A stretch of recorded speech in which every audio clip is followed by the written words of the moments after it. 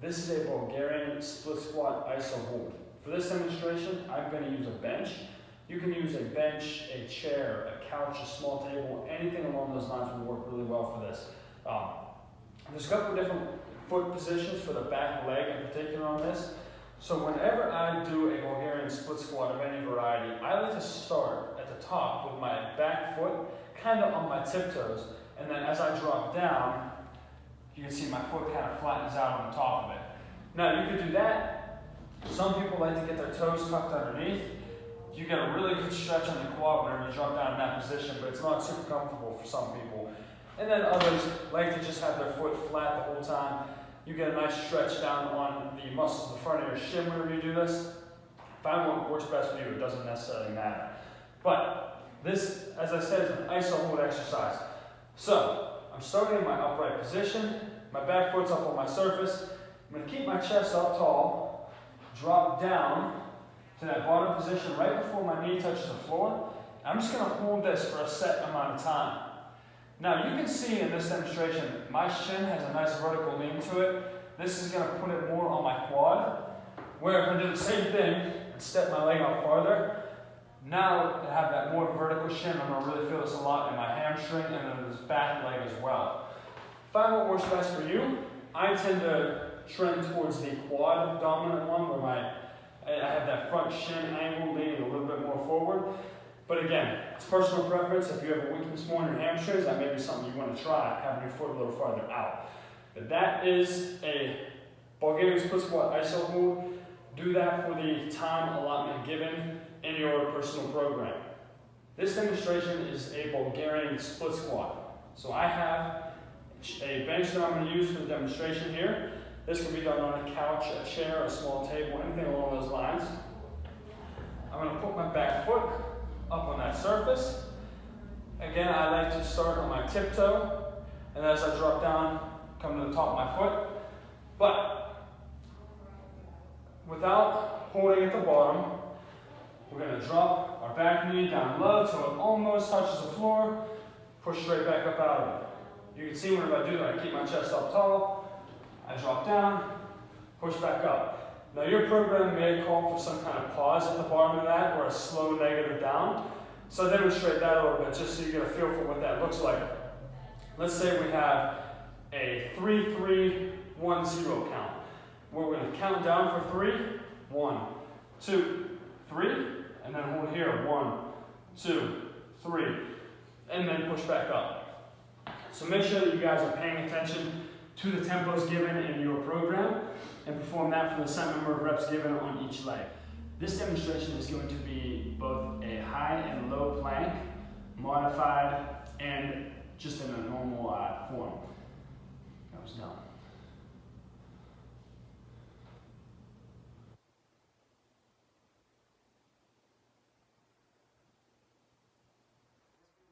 Demonstration for both a modified and regular plank, both low and high.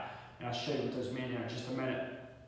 So when we plank, our goal is to brace our core and prevent excessive low back arching or dropping in our hips. So right now, you can see I'm kind of in that top push-up position. We call this a high plank.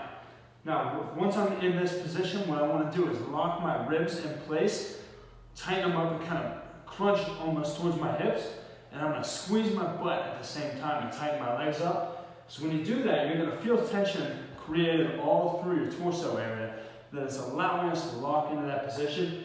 So if someone came over and bumped into us, we might move around a little bit, but we're going to hold that tight position.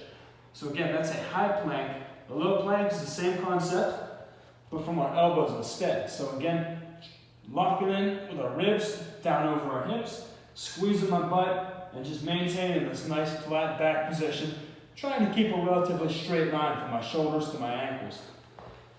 The same is true if you need to modify that a little bit.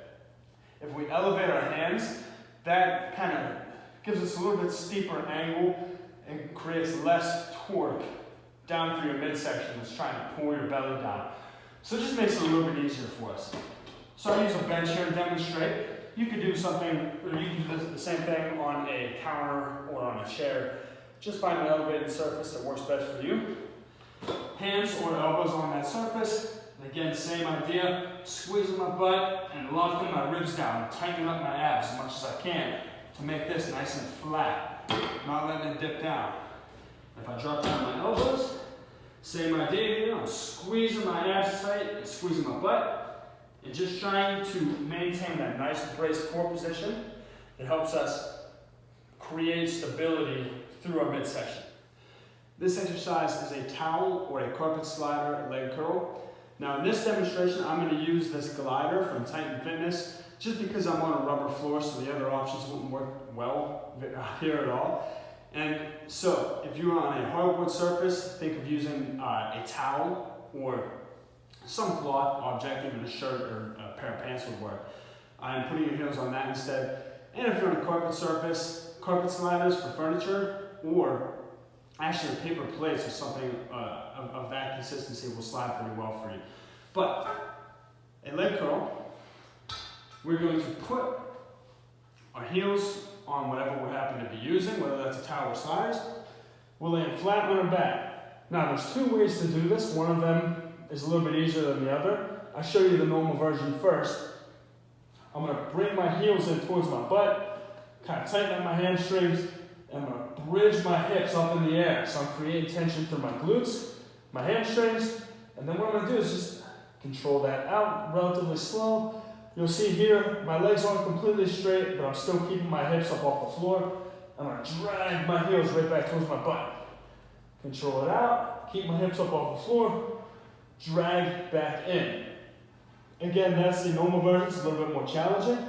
If you find that's a little bit tough for you, what you can do, we're still laying flat, rather than pick our hips up whenever we bridge, or before we bridge in, we're going to pull our heels in, pick up, control it out nice and slow, but then as we get towards the end, we can let our butt fall on the floor.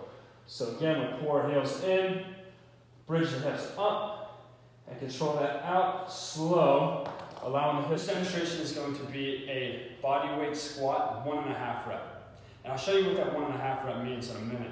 But whenever you do this exercise, it can be done with weight if you would like. I'll be demonstrating body weight.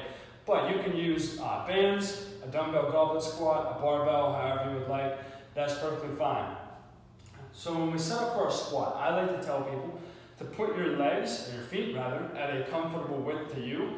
Some people are going to like this a little bit wider, some people are going to like it more narrow. What I find works best for me is about shoulder width, with my toes angled out just a little bit. So again, a good way to determine what's the best position for you is if you jump and land, and you find that foot position right there, that tends to be where you have the best force. And so, we have our foot position. Hands I like to bring up in front of me just to kind of get them out of the way. They're not causing any problems for me in the movement. The first thing I'm going to do when I squat is shift my butt back a little bit. This is going to allow me to keep the weight of my body shifted more towards the center of my feet rather than dropping down with my knees and let my heels come up. So butt's back. We're dropping down nice and low, trying to get to or slightly below parallel. And now we have our half rep. So from here, we're going to come halfway up, drop back down to the bottom, drive straight up, squeeze our butt at the top. Now I tell you to squeeze your butt. A lot of people have a tendency, when I tell them that, and they drive their hips forward. And you can see we have this big low back arch and we're not in a very good, strong position here. So the way to think about how to lock your hips out is to just push the floor straight down away from you. So again, we'll drop down, do our half rep, push straight down. And you can see my hips are locked out, but they're still stacked directly below my ribs. That is the best position that we can put you in to keep your glutes tight without putting your back in a dangerous position. And that is a squat, 1.5 rep. This is a standing calf raise demonstration. Now, for this exercise, I'm using an aerobic step to demonstrate mine on. You can do these on any elevated surface in your house or in your gym. Stairs are a great option for this. What this looks like, we're going to put the balls of our feet on the edge of the step so that the rest of our foot behind the ball is hanging off over the edge. Now you can see I'm doing it right here next to our squat rack. That allows me to hold on to give me a little bit of balance. balance support. I don't want you guys holding on to this and pulling to help yourself through the movement. Your hands are just lightly on it. Sometimes I even tell people just put a finger on to keep that balance, not to assist with the exercise at all. Now, stand nice and upright. I'm just going to let my heels drop down as low as they will stretch out. Again, you'll feel that good stretch down from the backs of your lower leg there and your calves. And we're going to push our heels down and push our toes down rather. Drive our heels up high and squeeze that as tight as you can to the top. And then we drop back down, feel that stretch, drive up to the top and squeeze as tight as you can. And that is a standing calf raise on whatever surface you would like. This demonstration is going to be a bodyweight walking lunge. As always, you can add weight to this if you would like, whether that's holding dumbbells at your sides, even on one side with a dumbbell or kettlebell, or a barbell on your back, whatever you would like. But for the purpose of demonstration, I'm just going to do it with a body weight. So I'll show you this at a few different angles so you can get a good feel for where your legs should be positioned. But for a walking lunge, we're going to step out in front, not super far, just kind of a mid-range step. Drop our back knee down to the floor. And you can see my front foot is still flat here. If you find that you're up on your toes and your heels off the ground, you might have taken too narrow of a step. You want to step out a little farther. We're going to lean into it, push off that front leg, bring the back leg through right into our next step, and so on. Now I'll demonstrate that to you guys with a straight on view. The reason for that is that with new lifters and inexperienced lifters, what we tend to see is that as they come down and push, this knee is going to cave in over the midline of their body into their next lunge. We always want to keep tension pushing out. And that's going to help fire these muscles on the outside of the leg a little bit and keep us from damaging our knees by letting too much internal movement happen. So keep tension, pushing out, right into my next step. Now when I do walking lunges, I like to also add a knee drive to it. So before I step, I'm driving the knee and toe. Step, knee and toe come up, step. This just allows a little bit more work on your hip flexors. A lot of people have tight hip flexors, but they're also very weak. So it's a nice little addition that I like to throw in there just to get more quad burn. But that is a walking lunge.